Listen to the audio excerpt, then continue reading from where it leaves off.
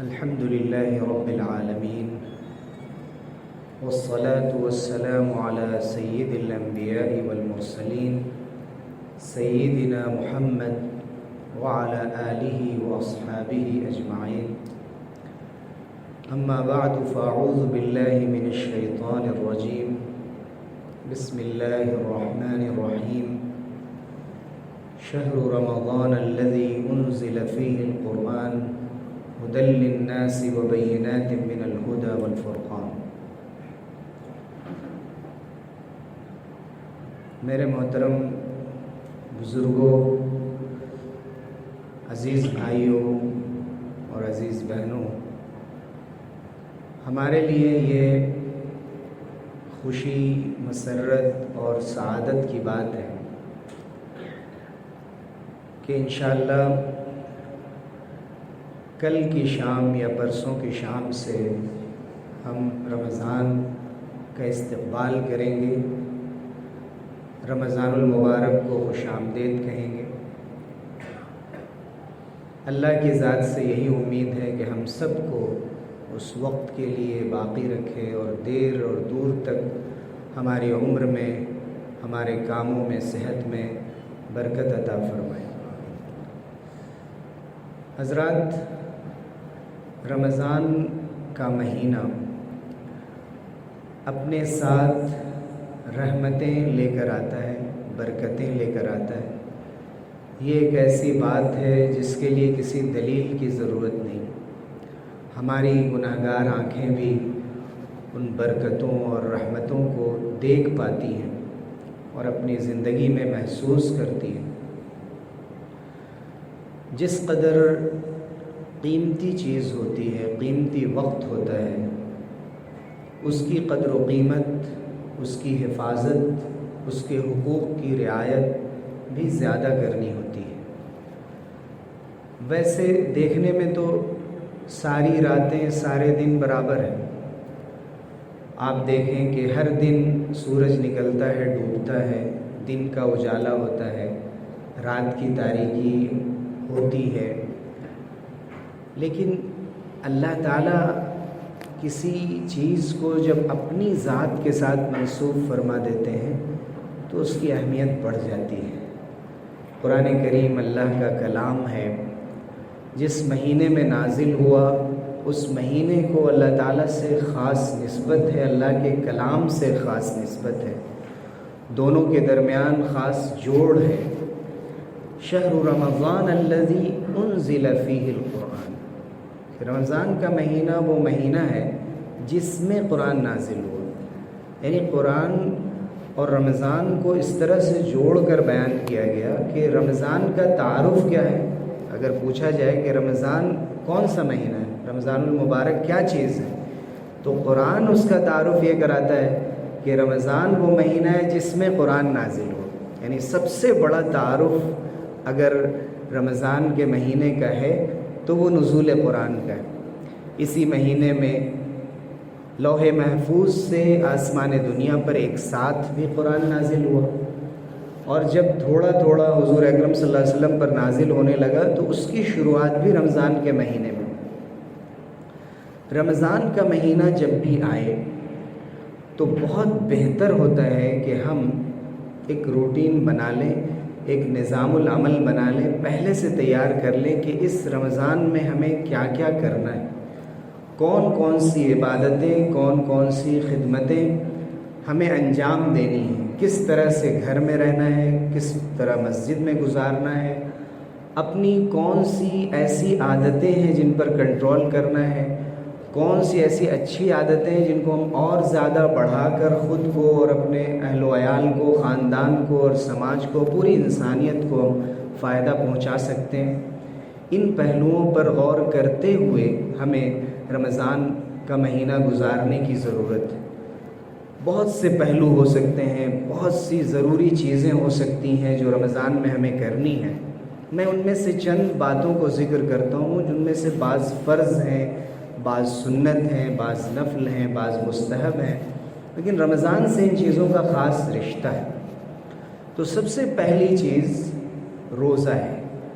ظاہر ہے کہ روزے کو فرض کیا گیا ہے، اور اسلام کی بنیاد جن 5 چیزوں پر ہے ان میں چوتھے نمبر پر روزے کو رکھا گیا ہے۔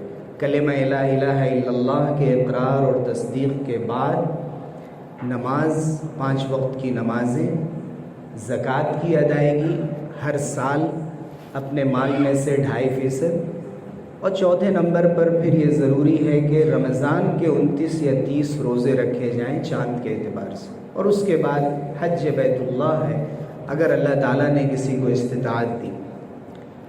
تو رمضان کا سب سے بنیادی کام اور جو فرض ہے جس کے بغیر رمضان نہیں ہے، رمضان آئے اور گزر جائے اور کسی نے روزہ نہ رکھا ہو اور سارے عمل کر رہا ہو تو اس کے لیے رمضان ہونا نہ ہونا برابر ہے۔ اس کے سارے دعوے، اس کے سارے کام خیر اور نیکی اور سب دھری کی دھری رہ جائیں گی اگر کسی نے روزہ ہی نہیں رکھا۔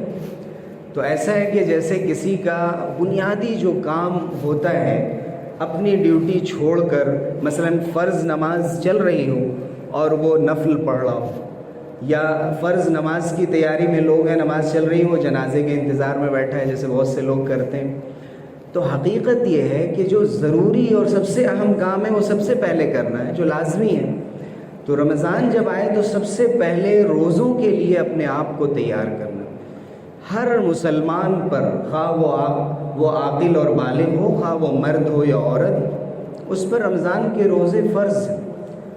مریض ہے، بہت بیمار ہے، روزہ نہیں رکھ سکتا، مسافر ہے، خواتین ہیں وہ اپنے خاص ایام میں ہیں، ولادت کے بعد کے زمانے میں ہیں، ڈلیوری کے بعد جو خاص حالت ہوتی ہے یا مہینوں میں جو انہیں پیریڈ سے گزرنا پڑتا ہے، ان ایام کو چھوڑ کر، یا وہ خواتین بھی جنہیں بچے کو دودھ پلانا پڑتا ہے اور بہت اس کی وجہ سے کمزوری آ جاتی ہے، تو ان کو بھی بیماری شمار کرتے ہوئے، مرض شمار کرتے ہوئے اگر اس کی وجہ سے روزہ رکھنے میں بڑی دشواری ہے تو ایک مسلمان ماہر ڈاکٹر کے مشورے سے اگر وہ بعد کے دنوں میں روزہ رکھنا چاہیں تو ان کو بھی اجازت۔ اس کے علاوہ کوئی بھی شخص اس کے لیے روزہ معاف نہیں۔ روزہ اللہ رب العزت سے قریب ہونے کا اور اللہ سے لو لگانے کا ایک بہترین ذریعہ۔ روزہ کیا ہے؟ روزہ نام ہے اللہ کے لیے اپنی خواہشات کو قربان کر دینے کا۔ ہم بہت بڑے بڑے دعوے کر سکتے ہیں کہ ضرورت پڑی تو ہم اسلام کی راہ میں اپنے رگے گلو کا آخری قطرہ بہا دیں گے اور جان دینے کو تیار ہیں۔ روزہ رکھیے، سب سے پہلے ہم روزہ رکھ کر دکھائیں اور پوری پابندی کے ساتھ۔ چھوٹے موٹے کسی بہانے کی وجہ سے، کسی چھوٹی موٹی بیماری کی وجہ سے، اور گرمی کے کسی عذر کی وجہ سے، جس کو شریعت نے عذر نہیں سمجھا ہے، ہاں جہاں بہت بڑے بڑے دن اور بڑی راتیں ہوتی ہیں وہاں کے بارے میں فتوے اور مسائل الگ ہیں، لیکن اس کے باوجود بھی ان ملکوں کے مسلمان بھی 17 18 گھنٹے کے روزے، 20 گھنٹے کے روزے بھی رکھتے ہیں۔ ان کو گنجائش دیے جانے کے باوجود بھی وہ کہتے ہیں ہم تقوی پر عمل کریں۔ تو یہ جو جذبہ ہے انسان کا، ایک مسلمان کا روزے کے سلسلے میں، اس جذبے کو فروغ دینے کی ضرورت ہے۔ اور اللہ کی راہ میں ہم قربانی کس حد تک دے سکتے ہیں، ہم یہ کر کے دکھائیں کہ ہم جس وقت معدے میں بھوک ہو اور پیٹ میں بھوک ہو اور لذت ہو، نفسانی خواہشات ہوں، ان سب کو قربان کرنے کو تیار ہو۔ اس لیے کہ زیادہ تر دنیا کی برائی یا تو پیٹ کی وجہ سے ہے، نفسانی خواہشات کی وجہ سے ہے، اس کو کنٹرول کر لیا گیا صرف اللہ کے لیے۔ ظاہر ہے کہ روزہ عجیب و غریب عبادت ہے اللہ کی، انشاءاللہ ہم مستقل اس پر گفتگو کریں گے کہ روزے کو کس طرح بندہ صرف اللہ کے لیے رکھتا ہے، اس میں ریاکاری ہو ہی نہیں سکتی۔ اسی لیے کہا گیا کہ اگر کوئی روزے سے اور اس سے پوچھا جائے کہ کیا آپ روزے سے ہیں تو وہ چھپانا چاہے تو یہ اس کی غلطی ہے، کہہ دینا چاہیے کہ میں روزے سے ہوں، اس میں کوئی ریاکاری نہیں۔ وہ اللہ کے لیے روزہ رکھا جاتا ہے خاص، کیسے ہو سکتی ہے اس میں ریاکاری؟ روزے میں تو انسان بھوکا پیاسا ہے، جو چیز نظر آنے والی نہیں، اور اس بھوکے پیاسے رہنے کی ادا کو اللہ تعالیٰ نے اس قدر پسند فرمایا ہے، اس قدر پسند فرمایا ہے کہ میں خصوصی بدلہ اس کا عطا کروں گا۔ تو ہمیں روزے کے سلسلے میں سب سے پہلے اپنے آپ کو تیار کرنا چاہیے کہ رمضان کے روزے اگر ہمارے چھوٹ گئے، حضور اکرم صلی اللہ علیہ وسلم کے ارشادات میں موجود ہے سال بھر بھی روزے رکھے جائیں، اگرچہ جان بوجھ کر چھوڑا جائے اور پھر ایک قضا اور 60 روزے کفارے کے رکھ لیے جائیں تو ادائیگی ہو جاتی ہے، لیکن سوچیے کتنا بڑا کفارہ ہے اس کا، اور پھر بھی سال بھر روزے رکھے جائیں، لیکن رمضان میں رکھے ہوئے روزے کا کوئی بدل نہیں ہو سکتا۔ حضور صلی اللہ علیہ وسلم نے فرمایا کہ رمضان کا روزہ کوئی چھوڑ دے سال بھر رکھتا رہے، اس کی کوئی اہمیت نہیں اللہ کی نگاہ۔ بہت سے لوگ اپنے طور پر کبھی کبھی کچھ طریقے متعین کر لیتے ہیں۔ بعض لوگوں نے یہ کہا کہ ہم چونکہ اس وقت بہت گرمی ہے تو انشاءاللہ میرا UK کا سفر ہونے والا ہے، وہاں کا موسم بڑا اچھا رہتا ہے تو میں عید سے لے کے بقرعید تک وہاں روزہ رکھ لوں گا۔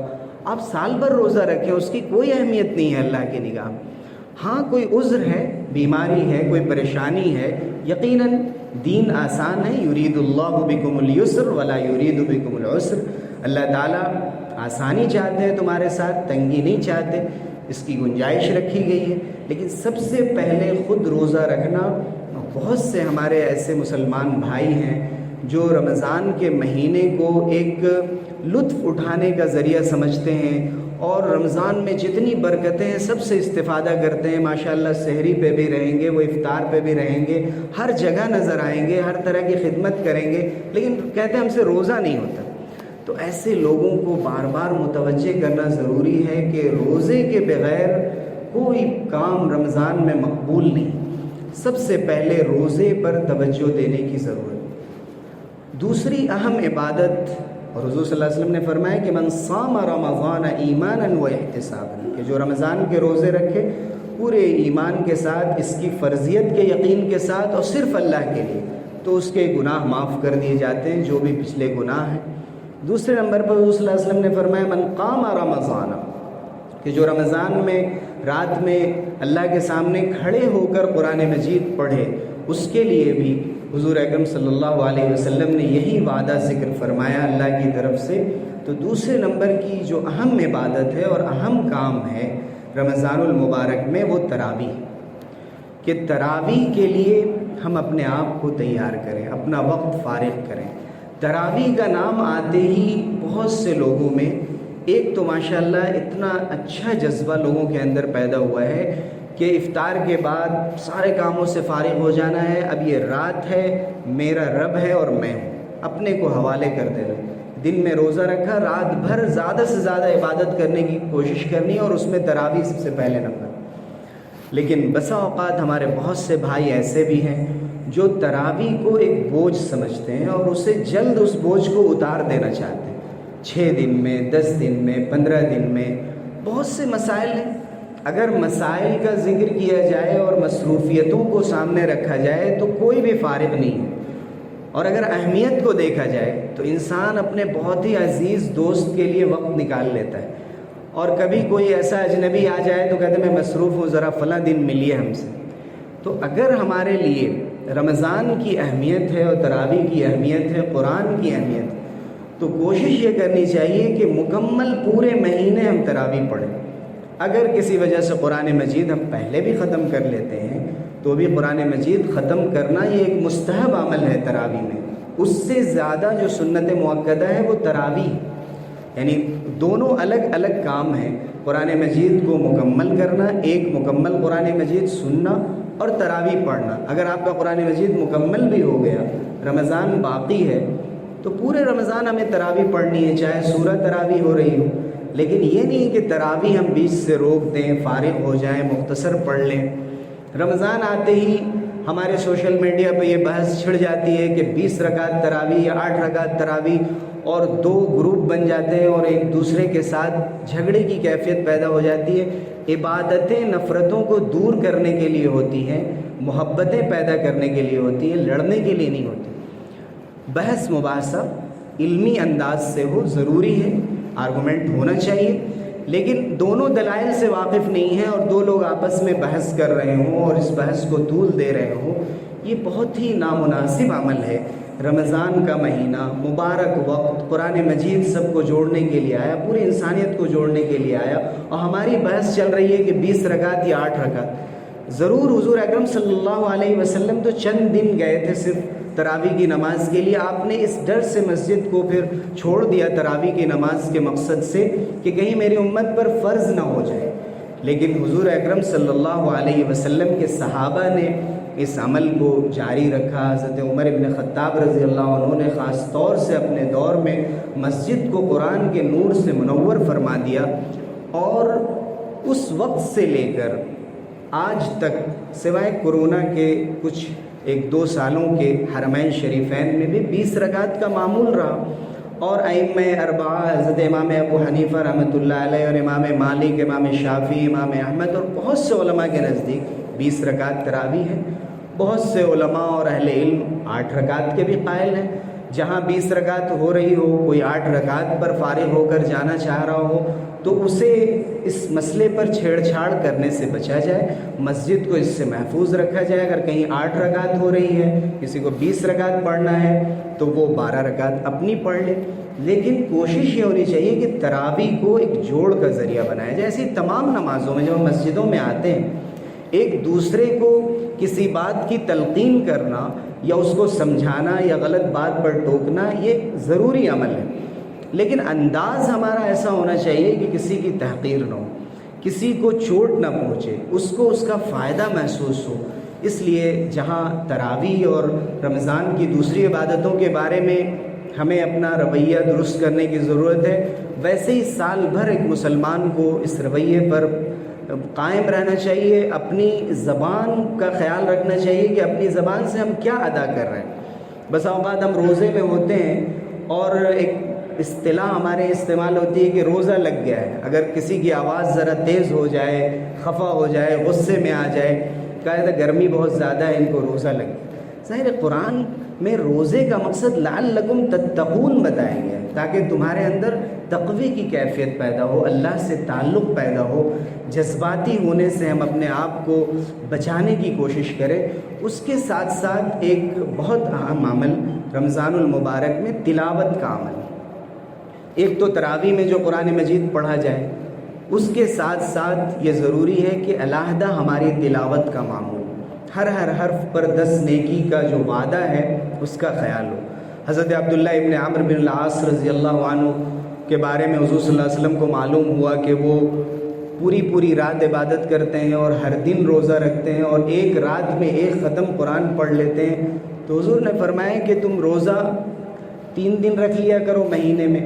بعض اور دوسری حدیثوں میں حضور صلی اللہ علیہ وسلم نے صوم داؤد کو افضل بتایا کہ 1 دن روزہ رکھا جائے، 1 دن نہ رکھا جائے، افضل ترین طریقہ ہے. حضرت داؤد علیہ السلام کے مطابق رمضان کے علاوہ کی بات کر رہا ہوں. اس کے بعد حضور صلی اللہ علیہ وسلم نے فرمایا کہ جہاں تک تمہاری تلاوت کا تعلق ہے کہ ایک رات میں تم پورا قرآن پڑھ لیتے ہو، تو بہتر ہے کہ تم 20 دن میں قرآن مکمل کرو. انہوں نے کہا کہ میں 1 مہینے میں، حضور صلی اللہ علیہ وسلم فرمایا کہ 1 مہینے میں قرآن مکمل کرو. انہوں نے کہا میں اس سے کم میں کر سکتا ہوں. آپ نے فرمایا 20 دن میں کرو. کہا اس سے بھی کم میں کر سکتا ہوں. کہا 7 دن میں کرو. اسی مناسبت سے شاید قرآن مجید میں 7 منزلیں بنا دی گئی ہیں کہ روزانہ 1 منزل پڑھ لی جائے. بعض روایتوں میں 3 دن میں ختم کرنے کا ذکر آیا. اور پھر اور آسانی کے لیے کہ لوگ زیادہ تلاوت نہیں کرتے تو پارے تقسیم کر دیے گئے. کم سے کم 1 دن میں 1 پارہ تو پڑھ لیا جائے، اس سے کم نہ کیا جائے. کوشش کی جائے کہ تلاوت سیکھ کر کم سے کم 1 پارے کی تلاوت کی جائے اور رمضان میں اس مقدار کو اور بڑھا دیا جائے. سب سے بہتر طریقہ ہوتا ہے کہ دن بھر میں ہم طے کر لیں کہ کم سے کم 1 یا 1.5 گھنٹے کی تلاوت ہمیں کرنی، اور باقی اوقات میں ہمیں مثلا جو تلاوت ہم نے کی اس کا ترجمہ ہمیں پڑھنا ہے. کوئی مستند اور معتبر ترجمہ، اس کا ٹرانسلیشن قرآن مجید کا، اس کو اپنے مطالعے میں رکھنا ہے. اور اس کے ساتھ ساتھ تلاوت کرنی. ہر نماز سے پہلے اور ہر نماز کے بعد اگر تلاوت کا معمول بنا لیا جائے تو آسانی سے یہ تلاوت ہماری مکمل ہو جاتی ہے. آدھے گھنٹے کے اندر 1 پارے کی تلاوت کی جا سکتی ہے. تو ہم کتنی تلاوتیں کر سکتے ہیں، کتنے پارے پڑھ سکتے ہیں، اس کا بھی ایک نظام العمل ہمیں ابھی سے بنا لینا چاہیے. اس کے ساتھ ساتھ اس بات کا اللہ کے سامنے عہد کرنا چاہیے کہ ہم اہل القرآن و خاصتہ بنیں. یعنی اللہ کے نیک بندے وہ ہیں جو قرآن مجید سے جڑے ہوئے رہتے ہیں. اللہ کے خاص بندے شمار کیے گئے کہ ہر وقت اپنے کو قرآن مجید سے جوڑے ہوتے ہیں. اس کے ساتھ ساتھ ایک اہم عمل رمضان المبارک میں نفل کا عمل، جتنے بھی نوافل ہیں نماز کی شکل میں، مثلا اشراق ہے، چاشت کی نماز ہے، صلاۃ الضحیٰ ہے، اسی طرح سے بعض علماء نے زوال کے بعد 2 رکعت یا 4 رکعت پڑھنے کو مستحب قرار دیا، جس کو صلاۃ الزوال بھی کہا جاتا ہے۔ اسی طرح سے مغرب کے بعد 6 رکعت ہے، اور ان سب میں بڑھ کر تہجد کی نماز ہے، جو حضور اکرم صلی اللہ علیہ وسلم سے 4 رکعت سے 16 رکعت تک ثابت ہے۔ زیادہ تر آپ 8 رکعت کا اہتمام فرمایا کرتے تھے، تو ہم رمضان میں یہ نظام بنا لیں کہ سحری سے پہلے ہمیں کم سے کم 8 رکعت تہجد پڑھنا ہے، اور آسان کام ہے یہ، سحری کے عمل کے ساتھ اس کو شامل کر لیا جائے، اتنے پہلے ہم بیدار ہو جائیں جس میں ہم 8 رکعت تہجد پڑھ لیں، اور تلاوت کے وقت ہم اپنی جو چھوٹی صورتوں کی ہماری یادداشت ہے اس کو اتنا پختہ کر لیں کہ اس تہجد میں ہم تلاوت کر سکیں خود سے، اور انشاءاللہ جہاں قیام لیل کا اہتمام ہوتا ہے اس مسجد میں بھی انشاءاللہ مکمل رمضان سحری سے تقریباً 1.5 گھنٹے پہلے، سحری کے آخری وقت سے 1.5 گھنٹے پونے 2 گھنٹے پہلے تہجد اور قیام لیل یہاں ہوگی۔ جو لوگ جماعت میں شامل ہونا چاہیں ان کے لیے بھی گنجائش ہے، یہاں پر اس کا اہتمام ہوگا۔ تو ہمیں چاہیے کہ نوافل کا بھی اہتمام کریں، زیادہ سے زیادہ جتنی بھی نفل نمازیں ہیں، اپنی گنجائش کے اعتبار سے، اپنی صحت اور اپنی توانائی کے اعتبار سے ہمیں چاہیے کہ رمضان کے اہم معمول میں ہم نفل کو بھی شامل کریں، اس لیے کہ نفل وہ عمل ہے فرض کے بعد جو اللہ سے سب سے زیادہ قریب کرنے والا عمل ہے۔ اس کے ساتھ ساتھ ایک اہم عمل دعا ہے، اور دعا سے بڑھ کر عبادت کا کوئی مغز نہیں ہو سکتا۔ دعا و مخ العبادت، پوری عبادت کا خلاصہ دعا کے اندر آئے۔ دعا میں ذکر بھی شامل ہے، ذکر کا بھی اہتمام ہو، درود شریف ہے، 3 4 کلمہ ہے، اسی طرح سے لا حول ولا قوت الا باللہ ہے، لا الہ الا انت سبحانک انی کنت من الظالمین ہے، حسبنا اللہ ونعم الوکیل ہے، آیت الکرسی ہے، اخیر کی جو صورتیں ہیں قرآن مجید کی، سورہ فاتحہ ہے، بقرہ کی آخری 2 آیتیں، یہ وہ عمل ہے تمام وظیفوں سے بڑھ کر ہے۔ اگر ان چیزوں کا آدمی پابند ہو جائے پوری زندگی، اللہ رب العزت کی طرف سے خاص برکتیں اور رحمتیں نازل ہوتی۔ ہمیں چاہیے کہ رمضان المبارک میں خاص طور سے ہم ان اذکار اور وظائف کے جو صبح شام کے ہیں، سونے کے وقت کے ہیں، ان کی پابندی کریں۔ دعا کے لیے حج میں جیسے بہت سے خاص اوقات ہوتے ہیں، رمضان میں بھی سحری کے وقت دعا قبول ہوتی ہے، افطار کے وقت تو بہت زیادہ دعاؤں کے قبول ہونے کا ذکر ہے، اور افطار کے وقت بھی اپنی شخصی دعا خود لو لگا کر اللہ سے تنہائی میں مانگنے کی بہت زیادہ اہمیت ہے، بجائے اس کے کہ اجتماعی دعا کی جائے۔ اس کے ساتھ ساتھ جب بھی ہم تلاوت کریں، تلاوت کے بعد ہم دعا کر لیں، تہجد کے بعد دعا کر لیں، تو یہ تمام اوقات ہم اپنی دعا کے لیے بنا لیں۔ اللہ کا وعدہ ہے ادعونی استجب لکم، مجھ سے مانگو میں دوں گا، لئن شکرتم لازیدنکم، شکر ادا کرو میں بڑھا دوں گا۔ یعنی چند چیزیں ایسی کہ اللہ نے بالکل واضح انداز سے فرما دیا ہے، یہ کرو میں یہ دوں گا۔ تو دعا کا دروازہ ہر وقت ہمارے لیے کھلا ہوا ہے، اور رمضان المبارک میں خاص طور سے حضور اکرم صلی اللہ علیہ وسلم تلاوت کا معمول دور فرمایا کرتے تھے حضرت جبرائیل علیہ السلام کے ساتھ، اور اس کے ساتھ ساتھ حضور صلی اللہ علیہ وسلم کا ذکر اسی حدیث میں حضرت عائشہ صدیقہ رضی اللہ عنہ فرماتی ہیں کہ وَلَرَسُولُ اللَّهِ صلی اللہ علیہ وسلم اجود بالخیر من الریح المرسلہ، یہ تو ذاتی عبادتیں تھیں، اس کے ساتھ ساتھ آپ کی سخاوت اور اللہ کے راستے میں خرچ کرنے کا حال رمضان میں ایسا ہوتا تھا جیسے تیز ہوائیں ہوتی، تیز ہوائیں ہوتی ہیں، سب کو فائدہ پہنچاتی ہیں اور ایک سرور عطا کر جاتی ہیں، ویسے حضور اکرم صلی اللہ علیہ وسلم اپنی مجلس میں اور مجلس کے باہر چلتے پھرتے اٹھتے بیٹھتے اس قدر رمضان میں خرچ فرمایا کرتے تھے کہ جس کو حضرت عائشہ صدیقہ رضی اللہ عنہا نے تیز ہواؤں سے تشبیہ دی۔ تو رمضان کا ایک بہت ہی ضروری کام یہ ہے کہ ہم سخاوت کے لیے اپنے کو کسی حد کا پابند نہ کریں۔ اللہ تعالیٰ نے جس طرح بے پایہ نعمتیں ہمیں دی ہیں، ہمارے استحقاق سے بہت بڑھ کر دی ہیں۔ کون کہاں کہاں سے اٹھ کر کس مقام کو پہنچا ہے، کبھی اگر اپنی زندگی کا جائزہ لے تو یقین نہیں آتا کہ میں وہی تھا۔ اللہ نے مجھے اتنا نوازا، کبھی کبھی تو میں نے وہ مانگا بھی نہیں تھا اور اللہ نے ہمیں نوازا۔ کیوں نہیں اللہ کی اس نعمتوں کو اللہ کے بندوں پر ہم لٹائیں، زیادہ سے زیادہ اللہ کے راستے میں خرچ کریں۔ جو زکوٰۃ کی ادائیگی ہے اس کے علاوہ بھی خاص طور سے افطار کا اہتمام ایسے لوگوں کے لیے جو غریب ہیں، جو غریب الوطن ہیں، اپنے وطن سے دور ہیں، جاب کرتے ہیں، اسٹوڈنٹس ہیں، مختلف علاقوں میں ہوتے ہیں، ان کے لیے سحری اور افطار اور کھانے کا انتظام خاموشی کے ساتھ جتنے لوگوں کے لیے بھی ہم کر سکتے ہیں، جہاں بھی کر سکتے ہیں، جس طور پر کر سکتے ہیں، اللہ سے توفیق مانگیں۔ حضور اکرم صلی اللہ علیہ وسلم نے فرمایا کہ جس نے کسی ایک کے روزہ افطار کا اہتمام کیا اور اس کا روزہ افطار کرایا تو اس کو پورے روزے کا ایک مکمل ثواب مل رہا ہے۔ افطار کرنے والے کے روزے کے ثواب میں سے کچھ نہیں کاٹا جائے گا، اس کو بھی مکمل ثواب، ہمیں اپنے روزے کا مکمل ثواب، اور اس کے ساتھ ساتھ وہ فرض روزہ 70 گنا نفل کام کر رہے ہیں تو ہمیں فرض کے برابر ثواب، اور اس کے ساتھ ساتھ پورے ایک مکمل روزے کا ثواب ہمیں مل رہا۔ اس لیے ضروری ہے کہ افطار دعوتیں بھی کی جا سکتی ہیں، ہم دعوت کرتے ہیں اپنے دوستوں کو، رشتہ داروں کو، مسلمانوں کو، غیر مسلموں کو، امیروں کو، غریبوں کو، سب کو دعوت دی جا سکتی ہے، لیکن غربا کا خیال رکھنا، غریب الوطن لوگوں کا خیال کرنا، یہ سب سے بڑھ کر ہے۔ حضور صلی اللہ علیہ وسلم نے فرمایا کہ وہ بدترین ولیمہ ہے جس میں صرف امیروں کو بلایا جائے اور غریبوں کو نظر انداز کر دیا جائے۔ یہ اسلام کا مزاج ہے، اس کی روح ہے، صرف ولیمے کی بات نہیں ہے۔ کوئی بھی ایسی دعوت، کوئی بھی ایسا اہتمام جس میں غریبوں کو نظر انداز کر دیا جائے، وہ اللہ رب العزت کی پسندیدہ نگاہ سے اسے نہیں دیکھا جاتا۔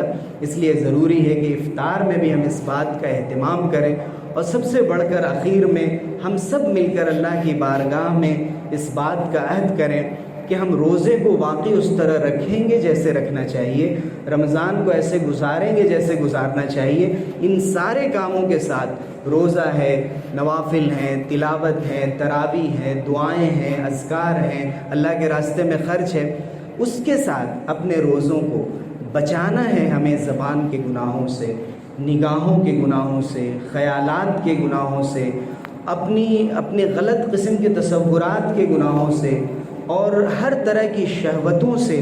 جب ہم نے اللہ کے لیے اس کی حلال کی ہوئی چیزوں کو چھوڑا ہے، کھانا پینا درست تھا، شوہر اور بیوی کا ملنا درست تھا، اللہ کے لیے ہم نے روزے کے اوقات میں ان کو چھوڑ دیا، پھر ضروری ہے کہ جو چیزیں ہمیشہ حرام ہیں خاص طور سے ان کو چھوڑ دیا جائے، اور اللہ سے عہد کیا جائے کہ ہمیشہ کے لیے ہم اللہ کی بارگاہ میں توبہ کرتے ہیں اور صراط مستقیم پر قائم رہتے ہوئے زندگی گزارنے کا عہد کرتے ہیں۔ اللہ رب العزت ہمارے اس جذبے کو قبول فرمائے اور ہمیشہ صراط مستقیم پر باقی رکھے، ان لوگوں کے راستے پر جن پر اللہ کا انعام ہے، نہ کہ ان لوگوں کے راستے پر جن پر اللہ کا غضب نازل ہوا اور جو راستے سے بھٹک گئے۔ آمین وآخر دعوانا الحمدللہ۔